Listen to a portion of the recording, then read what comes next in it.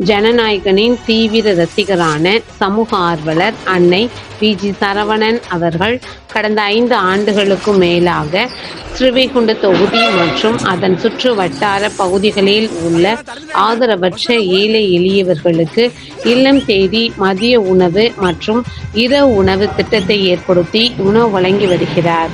இந்நிலையில் தமிழக வெற்றிக் கழகத்தின் ஐம்பெரும் கொள்கை தலைவர்களுள் ஒருவரான சமூக ஆர்வலர் அஞ்சலை அம்மாளை கொள்கை தலைவராக அறிவித்ததன் ஏற்பால் தமிழக வெற்றிக் கழகத்துடன் இணைந்து தமிழக வெற்றிக் கழக தலைவர் தளபதி திரு விஜய் அவர்களின் ஆசியுடன் கழக பொதுச் செயலாளர் அண்ணன் புசியன் ஆனந்த் அவர்களின் வழிகாட்டுதலின்படியும் 6/2/2026 அன்று 1333வது நாளாக ஏரல், உண்டியலூர், ஸ்ரீவைகுண்டம், கோட்டைக்காடு, சிறுதொண்டநல்லூர் மற்றும் கீழமங்கலக்குறிச்சி அதன் சுற்று வட்டார பகுதிகளில் உள்ள 163 ஆதரவற்ற ஏழை எளியவர்களுக்கு தமிழக வெற்றிக் கழகம் தூத்துக்குடி மேற்கு மாவட்டம் ஜனநாயகனின் தீவிர ரசிகரான சமூக ஆர்வலர் அன்னை வி.ஜி. சரவணன் அவர்களின் சார்பில் மதிய உணவாக முட்டையுடன் கூடிய